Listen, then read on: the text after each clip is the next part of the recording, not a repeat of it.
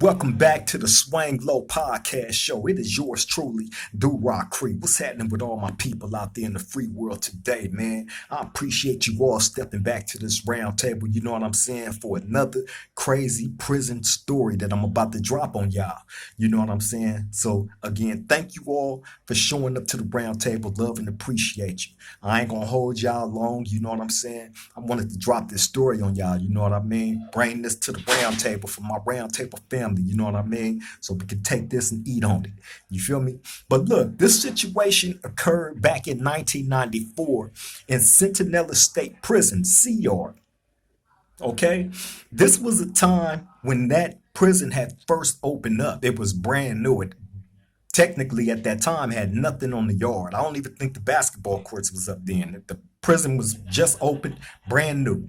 You know what I'm saying? So anyway, I'm there with a number of my homies from my car, from the San Gabriel Valley car. You know what I'm saying? That's all the Crips in the SGV. You know what I'm saying? The SGV is the San Gabriel Valley, Los Angeles County.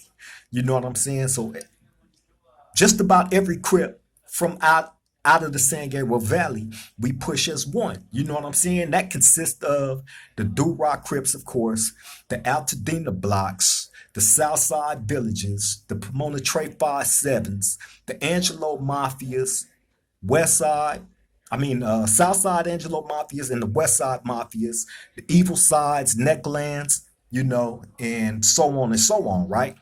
You also got a couple of West Covina neighborhoods.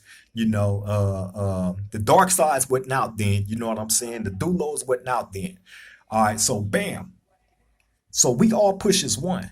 So I remember the homie Trixie from Trey 5-7, right? He worked in the program office where all the police be at. That's like the headquarters for all the police, the sergeants, lieutenants, the captain, you know what I'm saying? Sometimes the warden would come frequent that space, right? So that was police capital. Anyway, he worked in there cleaning their offices and bathrooms, and he would help them pass out the packages. You know what I mean? And back then, people's families would be able to put a box of stuff together, food, clothes, or whatnot, and mail it off to you.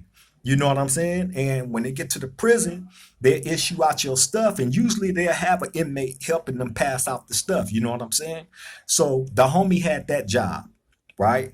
So bam, I used to know that he used to come back with stuff all the time. Now, you know, it wasn't out of the ordinary that the police would give you something for helping them. You know what I'm saying? Like they confiscate stuff 24/7 out of people's packages, and you know, whatever extra stuff that they had, you know, they'd kick it out to the people that was helping them pass the stuff out. So I never really thought nothing of the items that the homie used to bring back, right? So one time I remember him coming back with a TV, a television, right? I remember him coming back with a radio. I remember him coming back. Back then, we had tape players. You know what I'm saying? But he had one of the most expensive tape players. I remember him coming back with these particular items, right? And wondering, like, police ain't gonna give you these appliances, bro. Like, there's TV and radio and all this stuff. They not gonna give that to you like that. You know what I'm saying? So anyway, I remember him coming back with those items, right? And what ended up happening was he stole the TV, stole the radio, stole he was stealing a lot of stuff out of there. You know what I'm saying?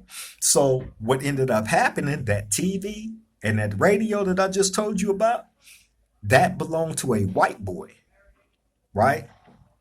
So the white boy, he know that the homie working up in there. He really didn't have no proof in the beginning that the homie had took his stuff. He thought that came up missing because stuff come up missing all the time in the warehouse. Once it get to the prison, your stuff get mixed up, and you got to remember, it's thousands of inmates in a prison, bro. You know what I'm saying? Probably 10 to 12 yards throughout the whole prison ground. So it's not, you know, you're dealing with thousands of people.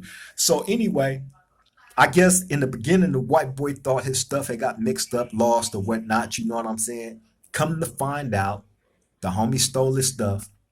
The white boy get wind of that. You know what I'm saying? So instead of now in prison, one thing, the number one cardinal rule that you are never to break is steal from another inmate or anybody, period. That's a no-go. You know what I'm saying? Like that'll get you airlifted off the yard real fast in a helicopter with your life hanging on. You know what I'm saying? Like that'll get you off removed off the yard fast stealing. So imagine stealing and you steal from another race on top of that.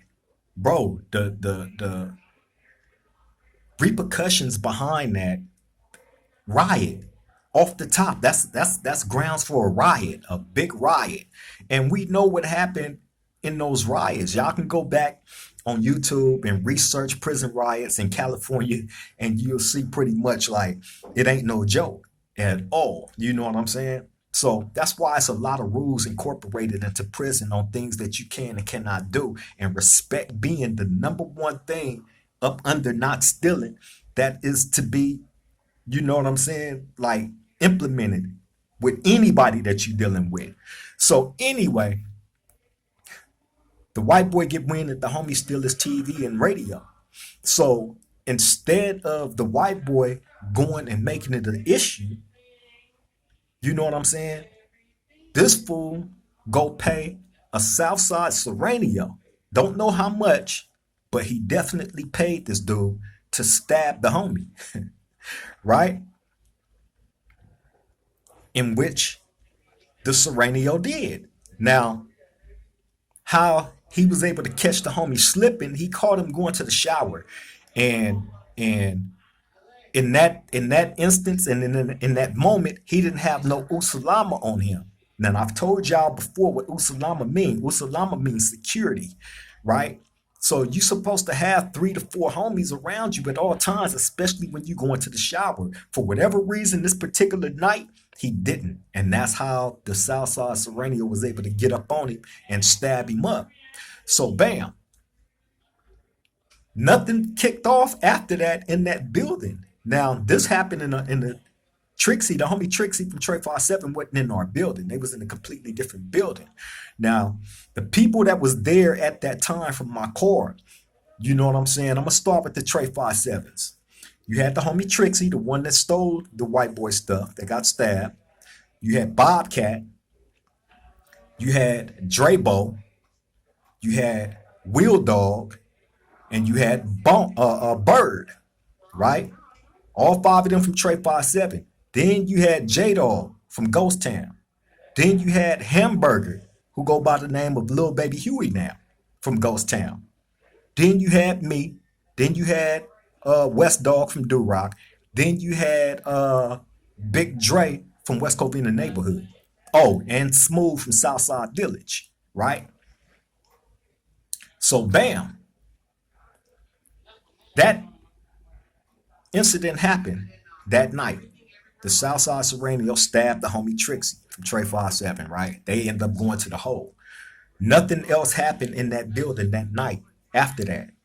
We get word later on that night that it was actually one of our homies that got stabbed by a Mexican. So you got to remember, this is 1994, right? Gang banging was still gang banging. I was only 21 years old at that time. So just imagine. And I've told y'all about when I had first got to that prison to Centinela back in 1994, like it was turned. You know what I'm saying? So anyway, my mind state was already banged out.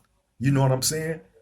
So I don't even think I was able to sleep that night. I was so hot about the situation, and I was so eager to get out to the yard and mount the homies up. Like, man, we finna go.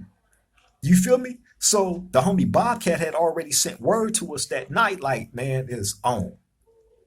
You know what I'm saying? So we like, yeah, don't even trip, nigga. Bam, we go out to the yard that next morning. You know what I'm saying?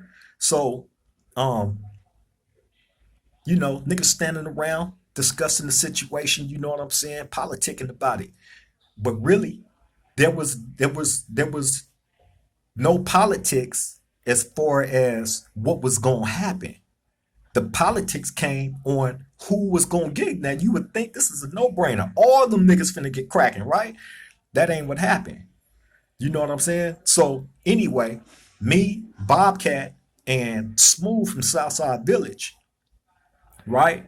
We bounce off once we seen that everybody was, you know what I'm saying? Niggas was you know, hesitant, which I couldn't understand. Like, nigga, like this is a homie. You know what I'm saying? But see, what they was trying to debate is he was stealing. You know what I'm saying? So, irregardless of that, if he was, we supposed to be able to take care of our own. You know what I'm saying? We supposed to be given, you know what I'm saying, that opportunity to be able to correct our own. You know what I'm saying? Everybody is given that opportunity to take care of their own. You know what I'm saying? But you know, we wasn't me, Bobcat from Trey 57 and Smooth wasn't really trying to hear too much of nothing, bro. You know what I'm saying? So we bounce off. You know what I'm saying? We strategizing while we bouncing off on how we finna do what we finna do. You know what I'm saying? While everybody else just standing around. Now you had a whole bunch of other Crips on their yard from everywhere. You know what I'm saying? You had Killer Call from Harlem. You had Big Chim Chim from Five Deuce Hoover. You know what I'm saying? You had Baby Shady from 7-4 Hoover. You had Big T Bird from Nine Deuce Hoover. You had Big Al Capone from A Trade Gangster. You had a number of, you know what I'm saying, reputables. Now, they are in the midst of discussing this situation with the Mexican shot callers while we bouncing, plotting on what we about to do. We not trying to talk. We not trying to do nothing, bro. We finished to spearhead this whole thing that's about to go down. So, bam. As we, you know, plotting, we walking around the track. So where the Mexicans used to hang at back then, they hung over by where people go to use the bathroom at, and like they had like a little shower area over there, right? So bam, they over there deep. It's probably like it's little Mexico over there, bro. It's probably like 70 or 80 of them over there, if not more. It could have been more. You know what I'm saying? So bam, we already strategized on how we finna attack them. You know what I'm saying? It was just us three that was finna kick it off, and whoever else follow suit, follow suit. You know what I'm saying? It was pretty much left up in the air like that. So bam, how we attack? You had one come from this way, one come from this way, and one come from that way. You know what I'm saying? And we all three of us attacked at the same time. We run in their crowd and get cracking. You know what I'm saying? Now, you know, that's not something that listen to what I said. It was three of us that started it, ran in their big crowd. You know what I'm saying? So just imagine, you know what I'm saying, in the heat of that, like it's punches being swung, it's knives being swung. You know what I'm saying? Like it's up. You know what I'm saying? And I thank God, by the grace of God, I made it out of that whole ordeal without a scratch. You know what I'm saying? But as we kick it off, bam, they kick off on the other side of the yard. Soon as we kick it off and the Mexicans see what's going on, because they was deep over where we was at, but it was still some of them like spread out everywhere. And then the blacks, the Crips and the Dalmoos and shit, they in their area. And then you got, like I said, like certain homies, certain Crips, keyways from you know other cars that was trying to, you know, talk about whatever they was trying to talk to the Mexicans about, which we wasn't trying to hear none of it. So bam, when it kick off, hey, it kicked off. You know what I'm saying? It kicked off, bro. And I just remember all the gunshots. You know what I'm saying? In Centinela back then, they had this brick wall by the work exchange, right? And the brick wall is like right here. Then you got the kitchen right here. So the gun tower is up on top of the kitchen. So when they shoot, the first warning shots is going to that brick wall right there by the work exchange. You see a million bullet holes up in there. and they're shooting mini 14 rifles. Okay, so you got these gunshots going off, bro. Like I said, you got dudes swinging knives. You got fists being thrown. You know what I'm saying? Like when it's up like that, it's up like that. You know what I'm saying? It was so up that the police were scared to even try to come and try to break it up. That's why all the shots had went down the way that it did. So anyway, the ride kick off, bam. Afterwards, after everything is said and done, you know, I remember them coming to us, saying, okay, look, bro, y'all did y'all shit. Y'all did what y'all was supposed to do. You know what I'm saying? Can't nobody tell nobody how to respond, if one of their homeboys ended up getting hurt or attacked, especially by another race. You know what I'm saying? Like we not having none of that. But being that we took care of our business so cold, you know what I'm saying? It, the Mexicans didn't want no more problems. See, when you initiate attack on them, you know what I mean? Then it's you catch them, you back them up on their heels. They can't think. You know what I'm saying? They the type they got to sit and strategize every single play that they gonna put down. You know what I'm saying?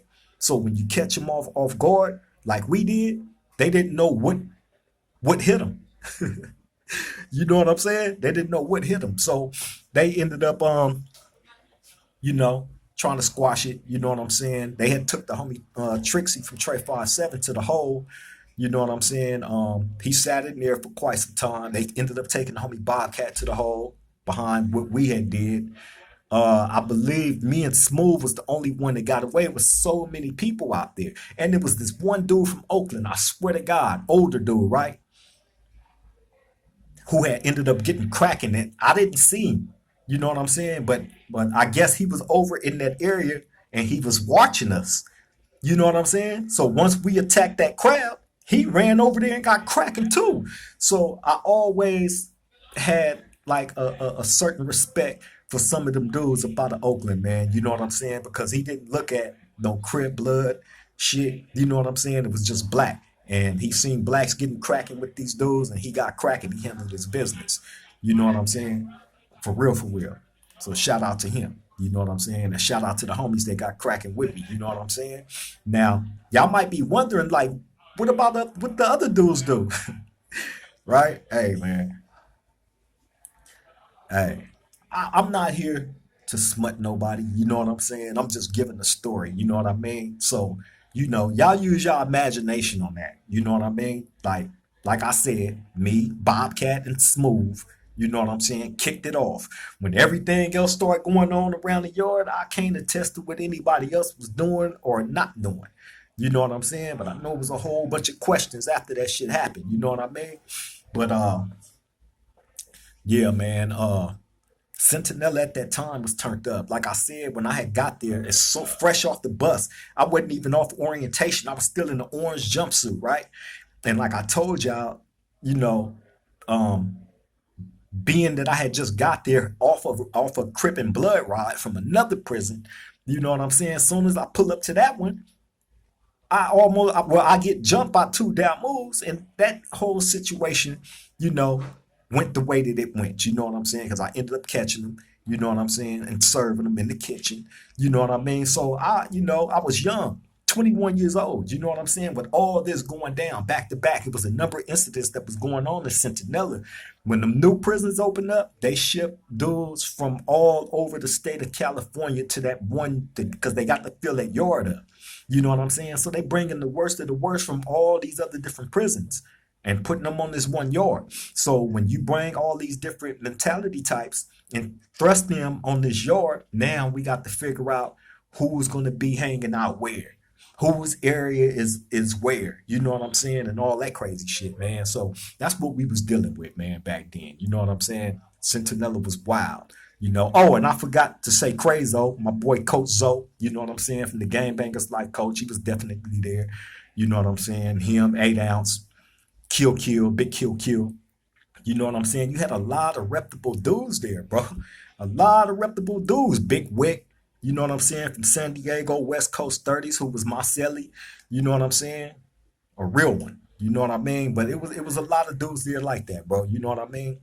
But yeah, man, that was my story. You know what I'm saying about the homie Trixie from Trey 57. You know what I'm saying. Southside stabbed him up because a white boy paid him to do it. You know what I mean. But we got to get back for him. You know what I'm saying, in a real way. You know what I mean, for real, for real. But yeah, man, I just wanted to bring y'all that little story. You know what I'm saying? Like I said, I don't want to hold y'all up too long. You know what I mean? Just wanted to drop something on this round table. You know what I'm saying? For my round table family, man. I love and appreciate you all for tapping in. You know what I'm saying? We're gonna keep the consistency going, you know what I'm saying, as much as we possibly can. Shout out to my girl Golden. You know what I'm saying? We got something nice and juicy lined up for y'all, you know what I'm saying? So hey, be waiting on it because it's coming. You know what I'm saying? I love you, Golden. You know what I'm saying? Thanks to all of y'all, man, for tapping in. You know what I'm saying? Y'all stay safe out there. Stay hydrated. Stay out that heat because it's hot. You know what I'm saying? On that note, I'm up out of here. Till the next time we meet at this round table, triple gang.